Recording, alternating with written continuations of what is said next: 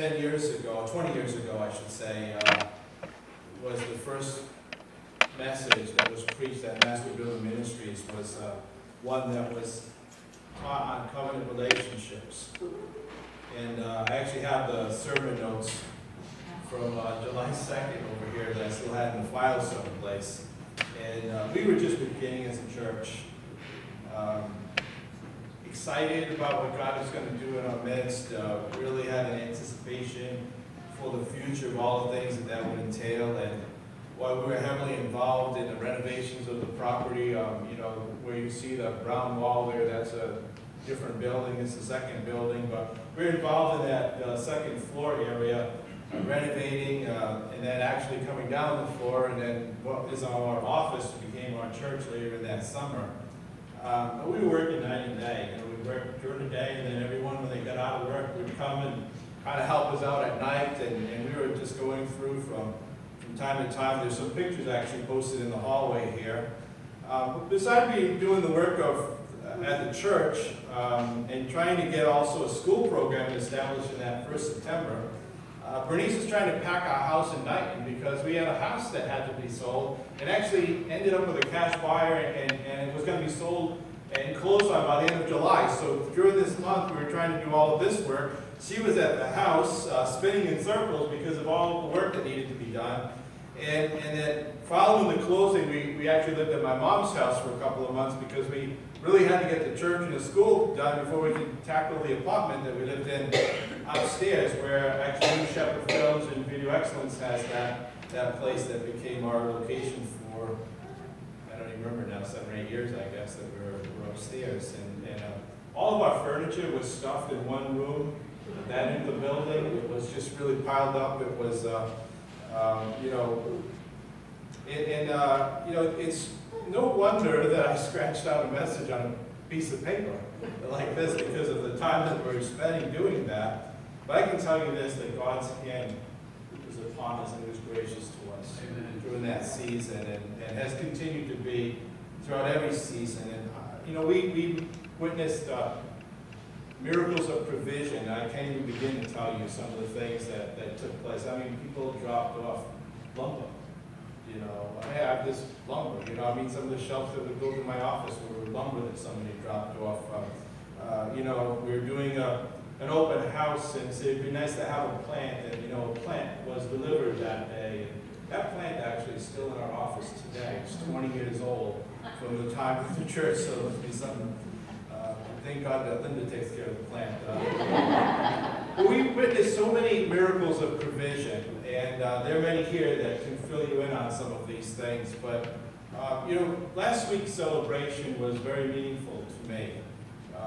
While we're celebrating God's faithfulness over the last 20 years, I'm also so thankful for those that came to celebrate with us.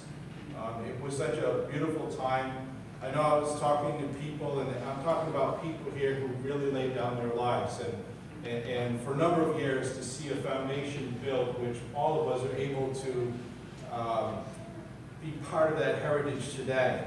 And it was no small price that they had to pay to do that. You know, if you read, any of you have read about the Declaration of Independence and the signage, you know, as we're hitting this July 4th date, you realize that many of the people that put a signature to that page suffered a lot of consequences. They used their wealth, they used their honor, they used whatever they had resources to see the birth of this nation.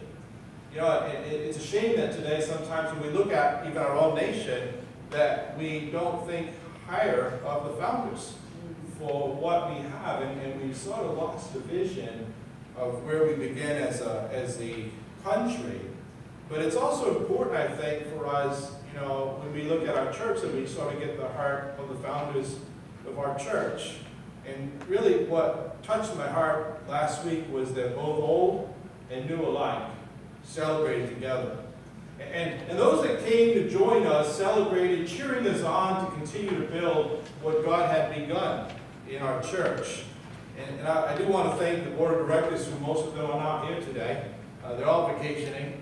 But, you know, the board of directors and the elders of this church put their strength to the task to get this done, even while, when I first called them together, we were still dealing with the school banquet. And it was like, man, can we get through the banquet? But I really felt it was important for us to celebrate. You know, every year, some people celebrate anniversaries every year. We've really not done a celebration of the anniversary of our church since the 7th year. It's a long time. And part of the reason we do that is because it falls on the 2nd of July. And you know what happens on the 2nd of July?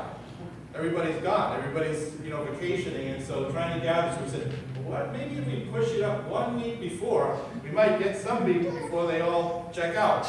But anyway, as I think about this, you know, first of all, I'm thankful for those that put their plow, humored me, and helped me, you know, help us to get this thing off the ground, and they did the work, and I'm very grateful for what you have done for us to be able to come together. But as I continue to reflect on our call as a church, I have to know that what helped us to be formed is what's going to help us to be sustained. There's something, and I want to go back, because what gave us strength at the beginning is what gives us strength as we continue. And it involves really coming back to this first message about covenant relationships. And what does it mean to have that kind of relationship? And I'll begin to teach this in a minute, but let me give you a picture of what I could envision 20 years ago. What I hope to see was that after we gave all of our best strength to the building of God's kingdom and being vigilant to defeat our enemy, that someday, when we have passed the torch to another generation, that maybe we could sit back on a rocking chair. I don't know, it still seems like a far off distant quote, but someday we could sit on that rocking chair with our relationships intact, rehearsing in each other's lives the great things that God has done. That these testimonies would remind us, you know, what God had done, and it would encourage our hearts to keep on going, and it would be an instrument of inspiration for other generations that follow in our footsteps. You know, it was a beautiful thing, even last week, as we reminisce with some of the people that have been with us through those years, that you could enter the conversation right there, and it was like we never really left that relationship. For whatever reason, that God had positioned people differently in His kingdom, but we realize this, that you know, in the end, the people that you go to war with are the people that you want to spend the time with. Not only in this world, but for all of eternity. We are a family, as Benita said. We're a family. And God's done something great in our midst, and He's continued to do that. And boy, there have been tests. And sometimes we've been strained in our relationships. But the important thing is that we have to continue to look to the Lord for our strength. And He's the one that gives us the ability to bind together, to be stronger together today, than even the bond that we've had in the past. That we work through whatever it is that we need to work through. And that's why I want to return back. And, you know, if I call this covenant relationship in 19, so even a whole different 1995, I would call this renewing covenant relationships. Because how many know that from time to time you have to renew the covenant that you've made? You know, as husband and wife, you know, we have to continue to remind ourselves of just what is the foundation that keeps us together. The same thing as a church. Let me define for you what a covenant is. It's a coming together, a meeting or agreement of minds, a mutual consent or agreement of two or more persons to do or forbear some act or thing, a solemn agreement between members of a church that they will walk together according to the precepts of the gospel in brotherly affection. And Amos 3:3 says this: can two walk together except they be agreed? There needs to be an agreement for that walk. That's why even in marriage, the Bible talks about how we cannot be unequally yoked. Why? Because you're not in agreement. How can you walk together unless you be agreed? If the foundation is rotten, then everything you build on is going to fall apart. The Hebrew word for covenant means to cut or separate.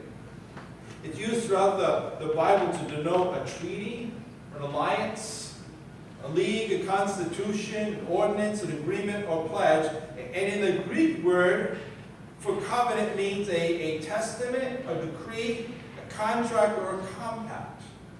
When we start talking about this idea of covenant, there's that which is internal and that which is external. A lot of times people focus on those external aspects, but you've got to really deal with the internal aspects for us to be able to walk together.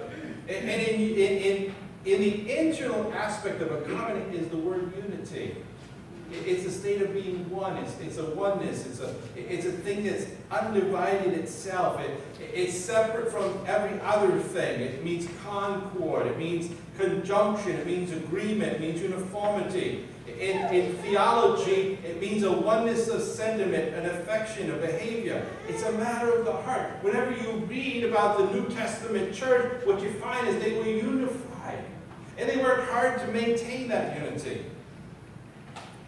Psalm 133:1, it says, "Behold, how good, how pleasant it is for brethren to dwell together in unity." Notice that internal aspect where we've come to agree together to what exactly God is doing. Now, the external aspect, if that's what's happening on the inside, then what's happening on the outside is union. Because there's where there's the joining of two or more things into one, forming a compound body or a mixture. It's the union of when two people get married, they're coming together, both different, and yet there's this principle of unity that brings them together, that causes them to externally be bound together. So they're united. It's the junction or united exist of the spirit and matter, of the body and soul. When you're walking in this balanced idea that for one to be joined with another, there needs to be some kind of an internal harmony and ideas and principles and goals. Because when the unity of the heart and mind occurs, then you can walk together. How can two walk together unless they be agreed? And that needs to be worked out. And when you make it a covenant, it requires this idea aspect. There's got to be a conceptual level. There needs to be a philosophical level at which you can agree to. There are principles, or in other words, there's a methodology about how you're going to walk out this agreement. And then there's goal, because there's an outcome of that union. Sometimes when I talk with husband and wives, and they're unequally yoked, and I try to explain the idea that why the Bible doesn't sanction the idea of two people that are unequally yoked to come together, because there's not a foundation of agreement. And they always say things like this, but we love each other.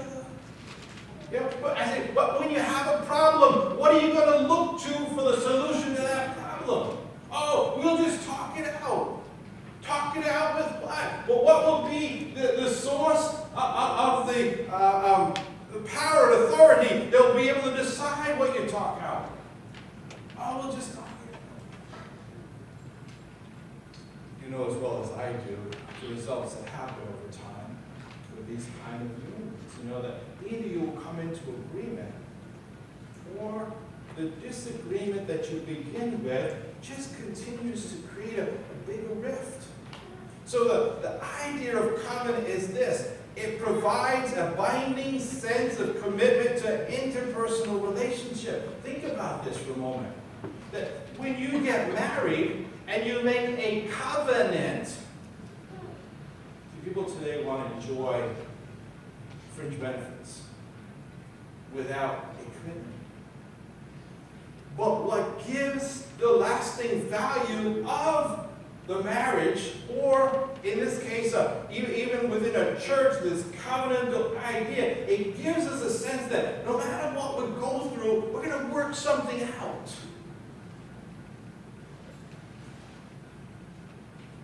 When you enter into a covenant, what you do is you're obligating yourself to a relationship.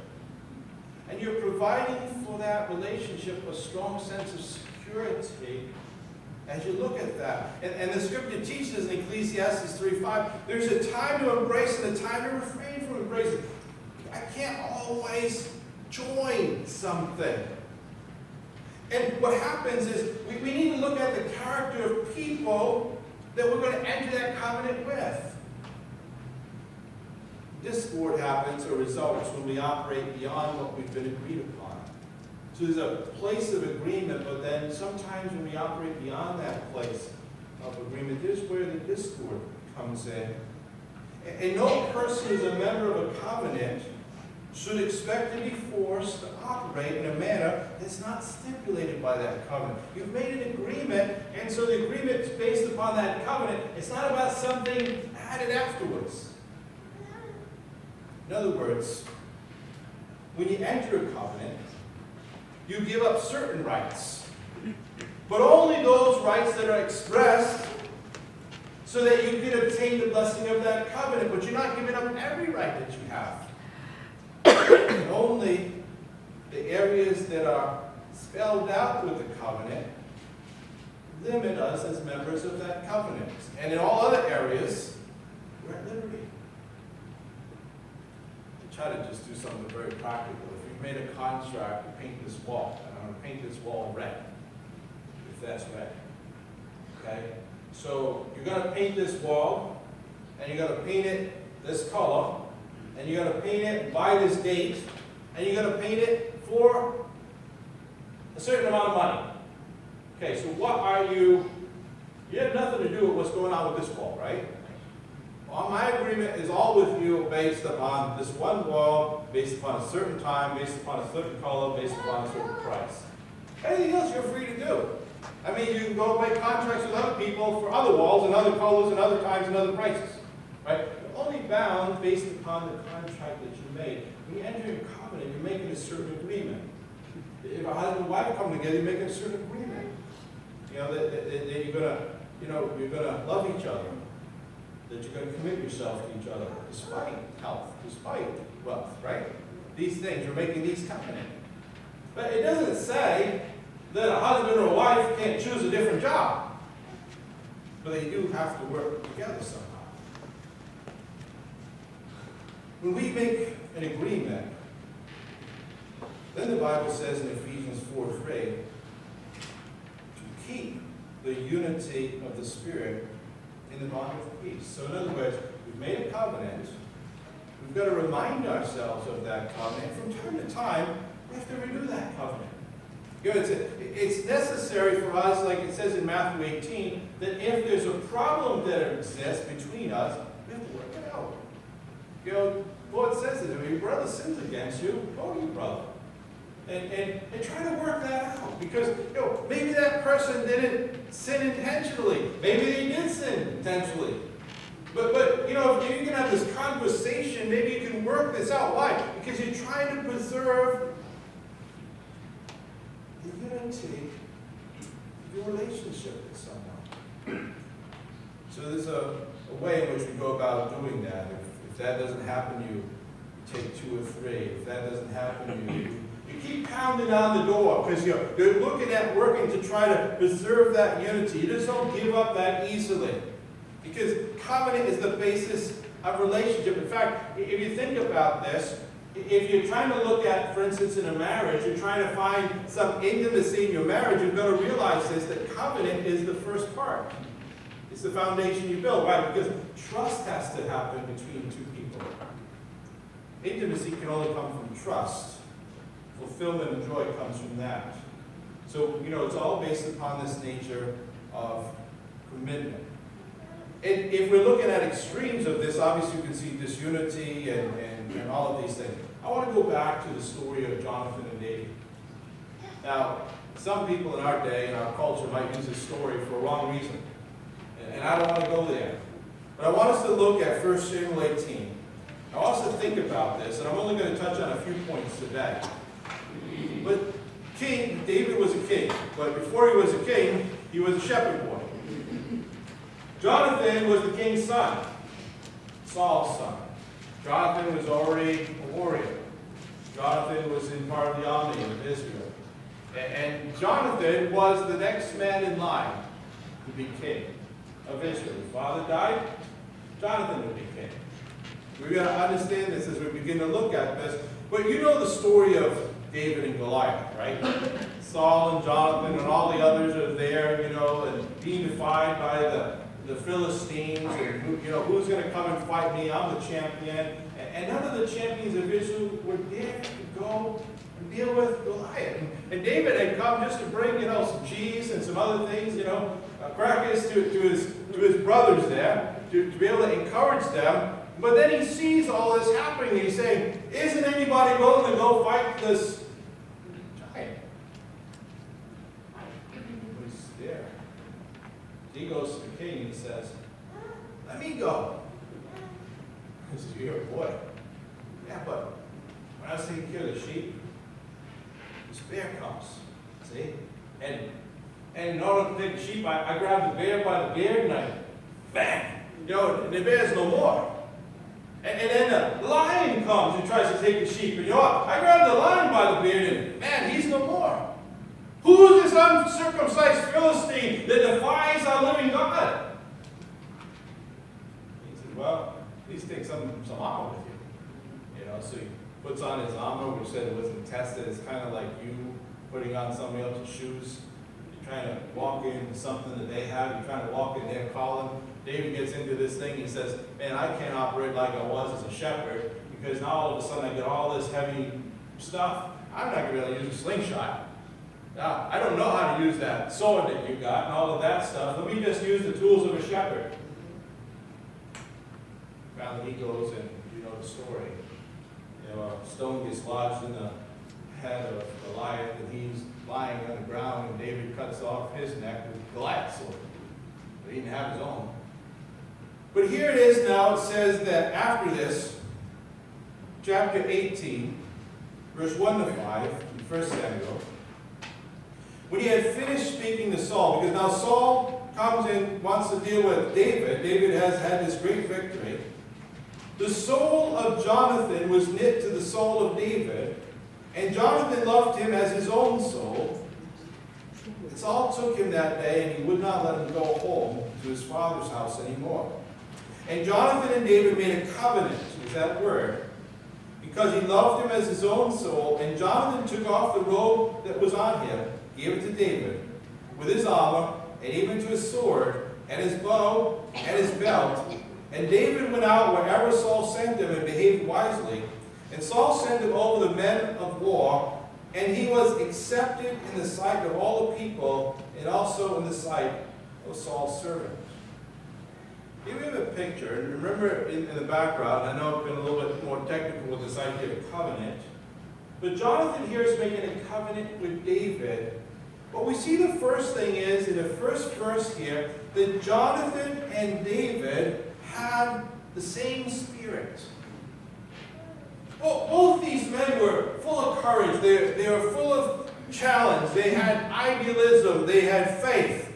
And so they had this kindred spirit, because what draws people together is a kindred spirit. What drew Timothy and Paul together? What drew Joshua and Caleb together? We look at this here, there's this spirit. And we looked at in 20 years ago, what's the spirit of Master Builder Ministries? What's the spirit of this church?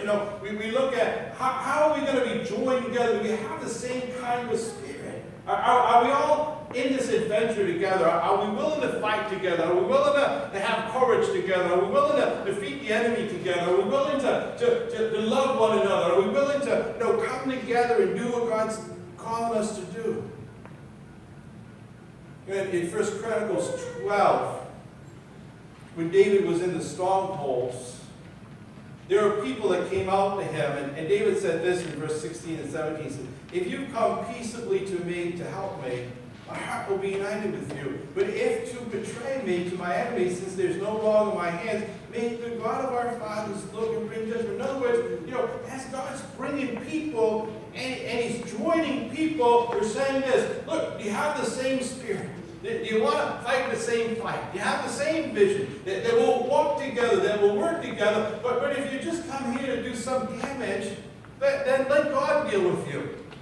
That's not what David's saying. In fact, in 1 Chronicles 12:22, it says, from that time they came to David day by day to help him until it was a great army like the army of God. You know, that we began this work trying to be united in spirit. There's a spirit of a person. You know when you meet them, you say, man, that could be my mother, that could be my father, that could be my brother, that could be my sister. There's something about them. More than 4 years ago when I met Pastor Nelson over here, you know, I didn't know him. I didn't prepare him to come here from Brazil. He just was here. He had his own circumstances of why he came. But we began to meet together, and it was something that was knit in our heart. You know, not everything that we do in life is because we planned it all out. You know, oh, I think by, you know, let's see, by 2011, we'll start a Portuguese church. No, we want to reach our community for Christ. We want to do that 20 years ago. It just happens that 60% of our community has a Portuguese heritage. I can't speak a lick of Portuguese. I still can't speak a lick of Portuguese besides bom dia and boa noite, you know, and maybe a few other things. I don't know. We can do like Bill Clinton, you know, or what do you say? I don't know. But anyway, you know, the point is this: I don't have it in me to reach that way. He does. God put it in his heart. What brought us together wasn't the plan. It was God's plan.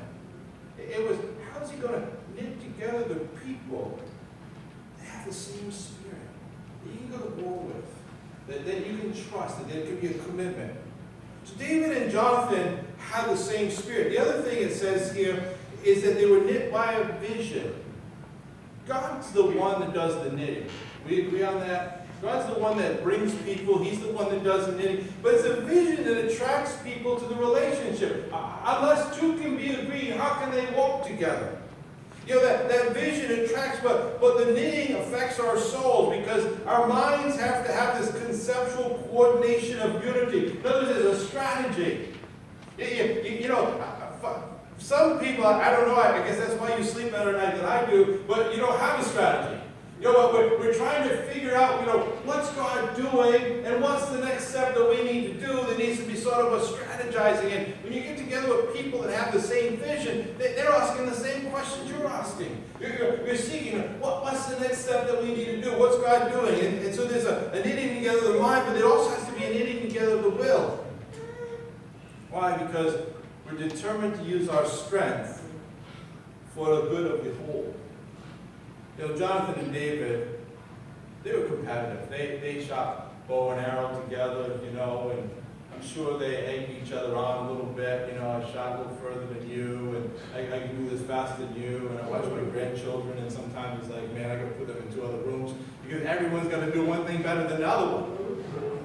But aren't we the same? You know, there's this little bit of competition, but the competition was a good thing in this site, because they're ready to kick the teeth of the devil in. You know, just let me at him. You know, you see the courage of Jonathan that's willing to go up the hill with just his armor bearer when the rest of the tribe isn't willing to go. And he said, look, maybe if we go, perhaps God will be with us. That's courage. Or stupidity. I'm not one of them either. I guess it's a small spear. They had will. They were ready to kick the devil's teeth in together. They had emotions. They laughed together. They cried together, they talked together, they related together. It's real. The walk in the kingdom is real. Our relationships need to be real. They can't be superficial. It's something that, you know, if we're going to walk in covenant together, you know what, I'll give you my best. I want you to give me your best. And let's work together. And, you know, when you're hurting, I'm hurting. And when you're rejoicing, I'm rejoicing. We need to realize that we all obviously relate to some more than others. We all have different personalities, don't we? And so there's some people maybe that we can relate to easier than others. And thank God that there are different people. Thank God that we have different personalities. But the vision is what keeps us walking together. And what one person can't do for you in your life, somebody else can. It can become a real blessing to you. I watch this. people in the church, it's like all of a sudden, two people that you wouldn't expect, but now all of a sudden they're best of friends because God's knit them together. Jonathan and David had a love bond for each other. They were determined to work things out. I remember, if you see one of the signs of our first sign that we did over here, and it was Charlie Baldwin that suggested we put on this bottom of the sign, speaking the truth in love. That comes out of the book of Ephesians. In Ephesians, it's saying how we're working so that we grow in maturity. We don't want to stay like children, tossed to and fro. But in order for us to grow, in order for us to mature, hey, we got to speak the truth in love.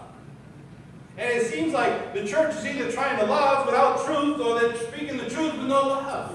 You can't have one or the other. You can't just be condemning all the time without having love for people, but you also can't be trying to love people without ever telling them the truth. Yeah, if you're about to go over the cliff and I just say, have a good day, I'm not doing you any good. No, I can get in front and say, you can't walk anymore. Hey, there's warning, there's danger, because I love you. Can't pick and choose the scriptures we use. We have to use them all. It really bothers me much of the posting that I've seen in the last week or so since we've seen the Supreme Court Justice come down with the verdict that they have. Let me ask you a question. When did we think that the church and the government were on the same cultural page? When did we ever get deceived about thinking? The church has always been counterculture. The church will always be counterculture. God hasn't called us in the church so that we can be the same as the government. It'd be wonderful if the government represented the people and the government began to take on the image of the church, but the fact is this is not. And so if we're going to, in order to support what it is that we support, all we end up doing is pushing more people away because all we're doing is speaking the truth without love. When's the last time that somebody come down hot on adultery? Or lust? Or what do you call this stuff on the internet? Whatever you call it.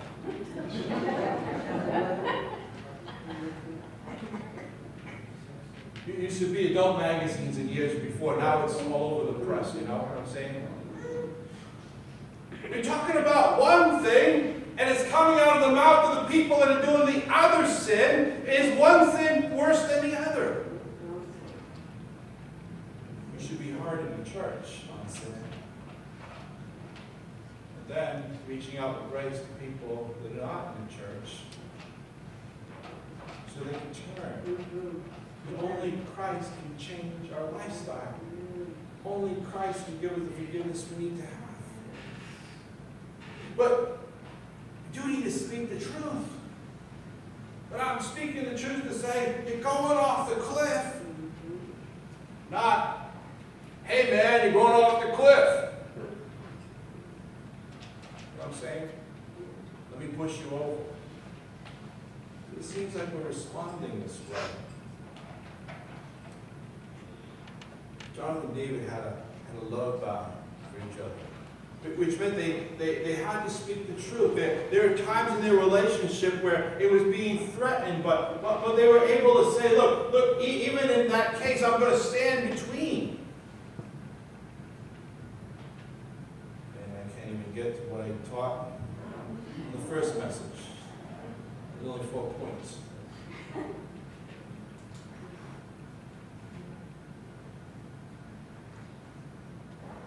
Jonathan and David made this conscious commitment. They made a covenant with each other. They realized that their destinies were at stake because of this covenant relationship. Jesus is the pattern for us. He left the Father. He left the Father. He loved the world so much. God the Father loved the world so much that He gave us Jesus. Jesus went to the cross. He gave us His Son. He gave us His all so that we could enter into a covenant relationship with Him. can we stand? It's not because you become somebody so that you can criticize somebody that's nobody. We are nobodies that became somebody because of the somebody that called us. Come under his, we were praying this morning, it's not our righteousness, it's his righteousness. He's the one that's called us, amen? Anything we are today is because of what Christ has done for us. And you remove that from us, and who are we? We're nothing but wretched people. We have the same propensity to sin, don't we? Don't we have the same thoughts that if we don't take captive those thoughts, we're going to do the same kind of thing. But thank God for the grace of God that keeps protecting us. And also the covenant relationship of brothers and sisters that will warn us when we're ready to go off the cliff. And train us so we don't even walk in that direction in the first place.